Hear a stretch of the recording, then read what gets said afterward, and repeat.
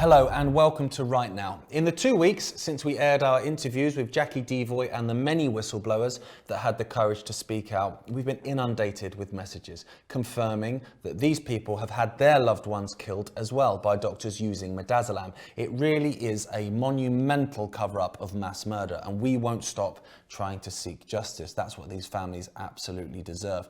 I spoke to a solicitor last week while I was driving up a hill in Wales about how the NHS and care homes are working together to implement the Liverpool Care Pathway, but only after that person, the patient, has lost all their worldly possessions. They've had them taken from them to pay for the lack of care they're receiving. It really was sickening to hear. Her name is Shirley, and while wishing to have their full identity hidden, they've agreed to come on to Right Now today to explain how this is done.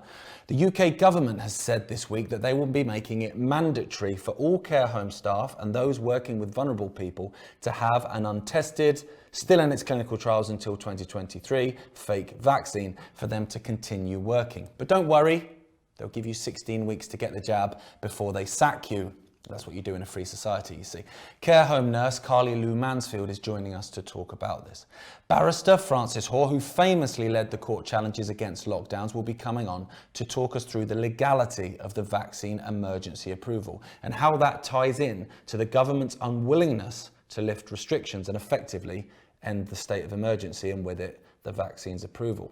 Guy Tal is a journalist in Israel. He'll be talking to us about the political changes in the country. Finally, Benjamin Netanyahu has gone, to many cheers, of course, from those within the peace movement. His replacement, Naftali Bennett, has already bombed Gaza. Do you know what I mean? After all, this is a man who said, I've killed lots of Arabs in my life and there's no problem with that. That's not a normal sentence to come out of a human being's mouth. I've heard many times throughout the last year, what can I do? And most are so willing to hand over their powers to those in pinstripe suits that they don't question what they can actually do and look and look and look. Francis Hoar obviously knows an awful lot about the legality of government legislation. That's literally his job. He's speaking to us now. Francis, thanks for this. Can you explain to us how the vaccine's emergency authorization is tied into the country being in a state of lockdown? Well, the emergency authorization is predicated on the fact that we're in an emergency. There isn't in English law and the law generally in the United Kingdom, but obviously England and Scotland, different jurisdictions, there isn't a strict concept of a state of emergency as there is in America and in some other countries, or rather in certain states of America and some other countries. So it isn't quite as simple to say there is a declaration of a state of emergency and that means that automatically certain powers are released. So it's not quite as straightforward as that. So, but you'd have a position potentially then. So if you say, okay, we're lifting all restrictions, you can all have your lives back, take your masks off, social distancing's done, everything's fine. It's going to be difficult then to sell it as a state of emergency to try and continue the vaccine rollout. Yes, I suppose the answer to that might be that the emergency is seen differently, or should be seen differently from the point of view of vaccination than it should be from the point of view of restrictions, and that there's not necessarily a tie between restrictions and the vaccination. I mean, these are pretty uncharted legal territories, to be honest. And as I say, because you don't have this strict concept of a state of emergency, which automatically justifies certain powers and certain measures. So for example, in the United States, you had a number of successful challenges to state courts and ending up in state supreme courts, including, for example, in Wisconsin. There was an excellent judgment there, which found that the states of emergency either were less serious than the governors had said, or couldn't be justified beyond a certain point, and therefore all their powers ceased at that point. But you don't have that sort of binary situation here, and certainly not with the emergency authorization of this vaccine. But obviously, the less of an emergency that there is, the more weight there would be to any challenge to emergency authorization. And that would then, I suppose, tie into the mandatory part of it, which I think for a lot of people is the most sinister part of the vaccine rollout. If people want to go and get it, that's, you know, whatever, but making it mandatory. I think that's a much more, yes. Now, I should say that I'm instructed in a case, so I'm not going to talk about the facts of that case. I don't talk about the facts of cases which are carrying on at the moment. They've finished, as the Dolan case has done. I'm quite happy to, but so the case I'm instructed in is about mandatory vaccinations within a care home. So that's the care home's decision rather than the government's decision, and it's a matter of employment law. But it also affects. It's also affected by fundamental human rights protected by a number of international instruments. So you might be familiar with the Nuremberg Code, which is not a treaty. It's a declaration by the judges in the doctors' trial in Nuremberg, which was in 1946, or possibly 7, when those judges trying the doctors, including obviously Mengele downwards, declared that the forcing treatment against people's will was a breach of their fundamental rights and a breach of international law. Now that has been, although that isn't within treaty obligations to the United Kingdom, it was again declared by UNESCO in a conference in 2005. And these conferences are very authoritative declarations of what we know as customary international law. So there's two forms of international law. There is international law by treaties, which is, you might say, quite closely associated with domestic legislation. And there's international law by custom, what's called customary international law, which is in a way an international equivalent of our common law, so judge-made law. Although it's not generally made by judges, it's the recognition of international rights. So, for example, the right to self-defense for a state, the right to preemptive self-defense, going all the way back to Drake singeing the King of Spain's beard in Cadiz in 1587, the year before the Spanish Armada, and so on. So those sort of declarations are authoritative.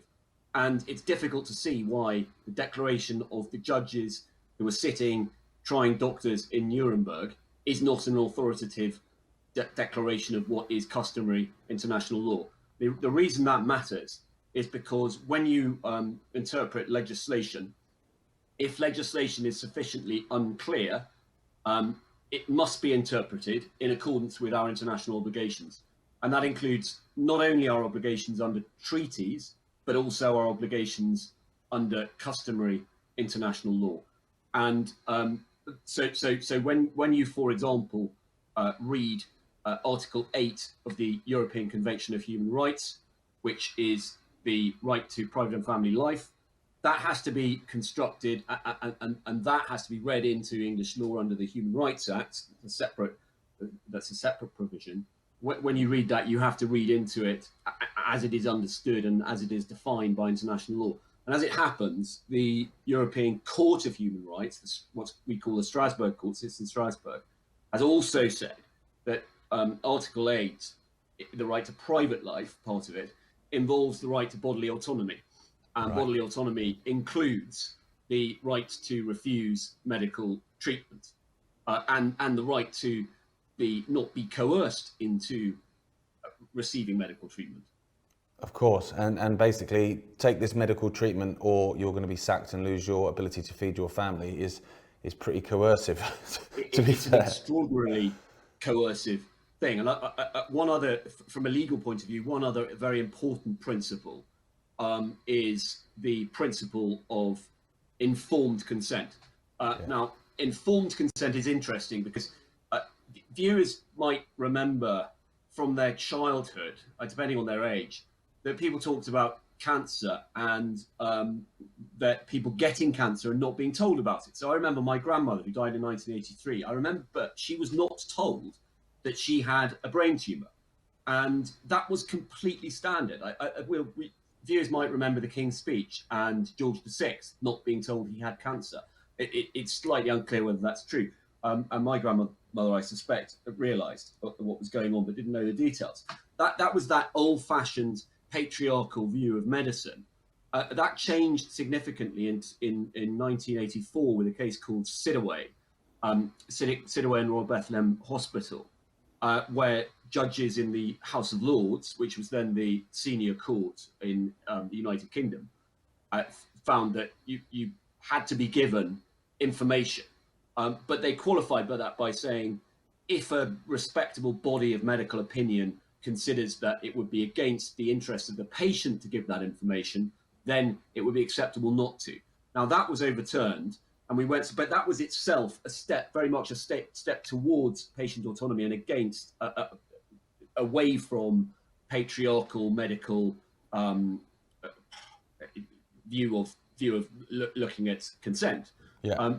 30 years later, the Supreme Court, which replaced the House of Lords in Montgomery and Lanarkshire Health Board, found that that was wrong, or rather we moved away and the common law developed it to say that all patients, irrespective of what respectable bodies of medical opinion say, must be given proper information about the benefits and the side effects of their medication if they are to be in a position to give informed consent. Now, of course, this doesn't apply for those people who lack capacity. If you lack capacity, there has to be a finding about that, and those persons who are authorised to do it, which might be for a child, it's a parent, obviously, and it might be the court of protection, or it might be a court, or it might be something else. But if you're an adult with full capacity, or a child with what's called Gillick competence, that is to say you've got capacity because you're mature and old enough to understand and weigh up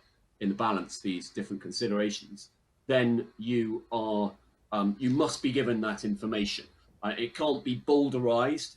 It's the old sort of interpretation of Shakespeare without all the sexy parts. Yeah. It has to be real. That's hugely important and very significant at the moment, where it might be said, and you know, we see different reports, and facts are always difficult to know for certain, but it might be said that information is not being given to many people. No, I don't believe it is. I mean, I've had operations before in my life, like for like a broken leg and stuff, and I remember sitting with the surgeon before. Yeah. And he told me everything, and it was like, we were talking like 0.0001% chance this could happen, but he had to tell me everything. And I remember leaving it going, well, God, do I even want it? But it was a case of I had that information, I made a decision. We're not getting that at all. Yeah, and I think actually, I put something on Twitter about this morning. The crucial thing to remember, and I think crucial to being in a position to make an informed choice, is to recognise risk. And I think one of the real problems in the last 15 months has been we've completely abandoned, it seems to me, any sensible, pragmatic understanding of how we quantify risk. So, for example, the overall risk to a healthy under 60-year-old person of dying within 28 days of a positive PCR test, which of course doesn't necessarily mean of COVID, is about 1 in 100,000. More for 50 to 60, much less for 20 to 30, but still average. And but within the range, it's a very small number of people who have died. 600 in 2 flu seasons, about 15 months. So you can divide that, maybe not by 2, but divide that by certainly a large amount. Now, faced with that, you of course, if you're a capacitous person, then have the choice to take a vaccination for that condition, but do it on the basis that you know not only what the risk of the vaccine might be, and of course might be because we don't have long-term figures by definition because it hasn't been tested for more than about 15 months.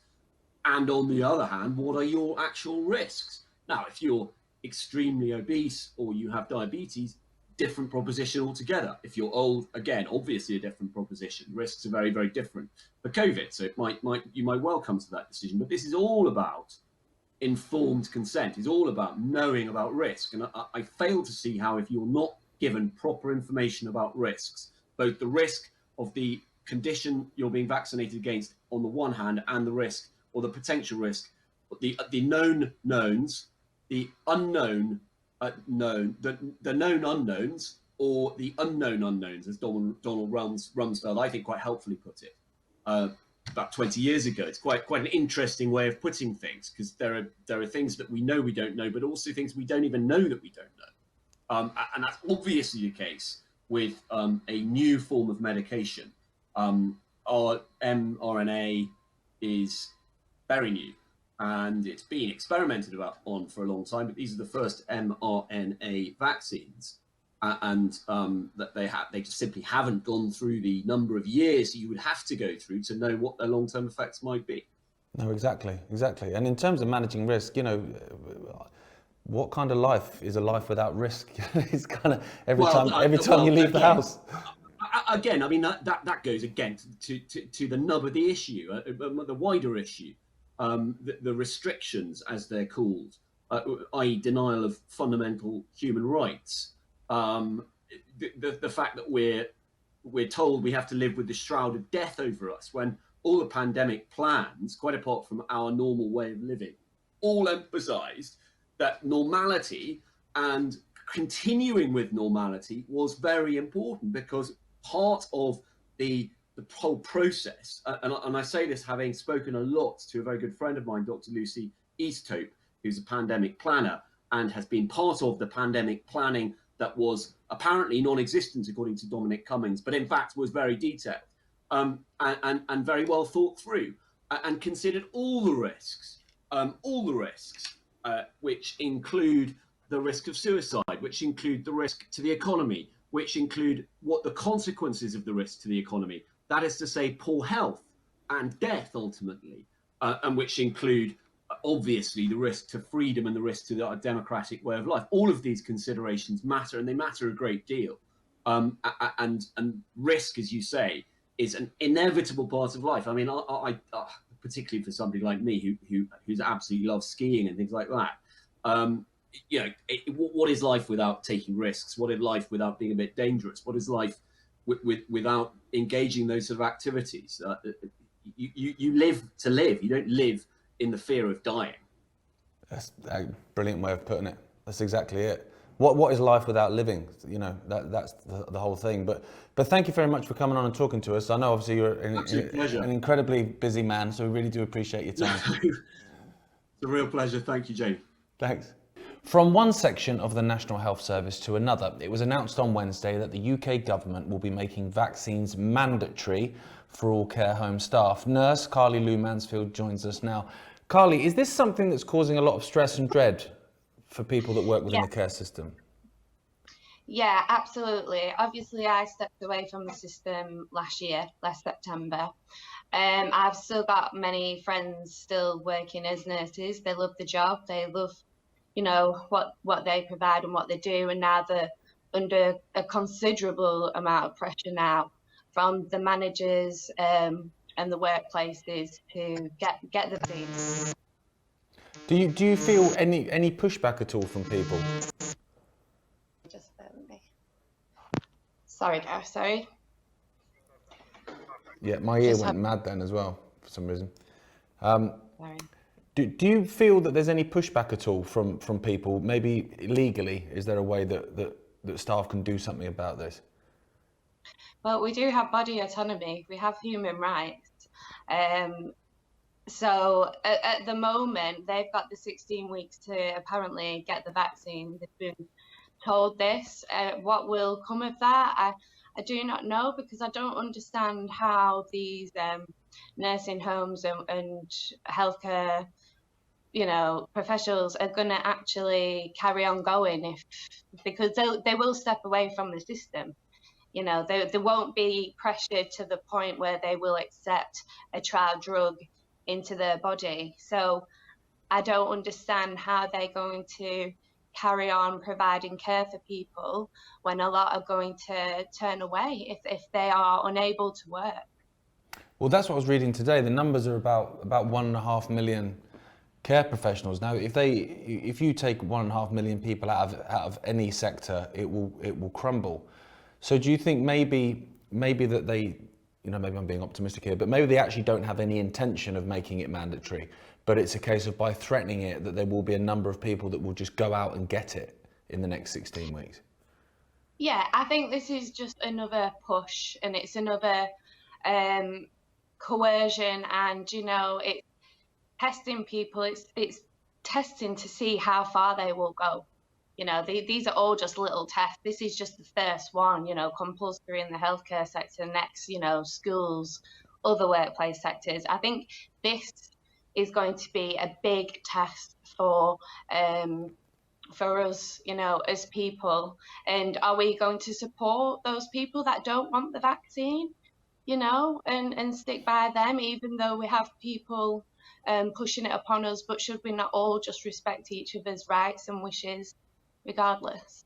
Well, exactly. That was always the way I thought it was. It was your body, your choice, but that seems to have gone out the window for this. Personally, and obviously, this, I'm just asking you to sort of, be Mystic Meg really, but from your personal view, what do you see happening? Because obviously you're in contact with people that are on the ground in the care sector. Yeah, I mean, so I've got friends dear to me, and they've had people come in saying you're going to get a golden plaque award for your nursing home, if you get 100% staff vaccinated, and it goes down, like there'll be a silver plaque, there'll be a bronze plaque, and you're going to get more customers and more residents in your nursing home if you've got a golden plaque. So they're pushing all this massive coercion onto private sectors, the NHS, keep pushing and pushing. What will happen? I wish we all could know the answers. It's just like you could procrastinate, couldn't you? They're just going to carry on pushing it. I think there's going to be another lockdown come August. Obviously, when the cyto storm kicks in for the flu season, that's when it's going to really, really ramp up, and the fear's going to come into play, because then it will look like we're in a pandemic, and people will be worried, and chaos, I think, will unfold this flu season. And it's whether people will open the eyes to the complete hypocrisy of it all and the exposure of it, or will it be too late, Yeah, the $1 million question. I think you're absolutely right. When it gets to flu season, then, we're gonna see what really happens. But it's also about staying strong, and that's why a lot of these kind of stand in the park and picnic in the park and these things are great. They don't seem like what's standing in the park going to do, but it's building networks so people can look after each other going forward, and I think that's great, really important. But yeah, absolutely. But thank you very much for talking to us, Carly, and I hope your friends that obviously in the care sector I hope that they manage to sort of stand strong and not get coerced and pushed into doing something they don't want to do. Yeah, well, it's like we're all breaking away now. We can form our own systems, we are skilled, we are trained, and we can work together and step away and do our own thing, Oh, absolutely, and make something positive out of it, because the world wasn't great before COVID, if we're really honest with ourselves. No, exactly. It can be a lot better than what it was and what it will ever be, and hopefully it will. If we get our way, it'll 100% be beautiful. It'll be great. Absolutely. Thank you, Carly. On the subject of mandatory vaccinations for care workers, we put out a poll on our Twitter and on our Instagram asking the question: would you quit your job if vaccines were made mandatory in your workplace? It's clearly a topic people are very passionate about, and the results are pretty clear in favour of quitting the job. Others said they would wait to be sacked and then sue the company. On Instagram, 401 said they would quit versus just 21 that said they wouldn't. The people have clearly spoken. Our poll, starting tonight at 7 p.m, both on our Twitter and Instagram, is the question: will you be following the rules after Monday? Or is the 21st of June still your freedom day? Will you be ripping off that mask and tossing it aside? Thanks to all my guests, thanks to everyone at home, and we'll see you next week. To continue watching this episode of Right Now, please click on to iconic.com.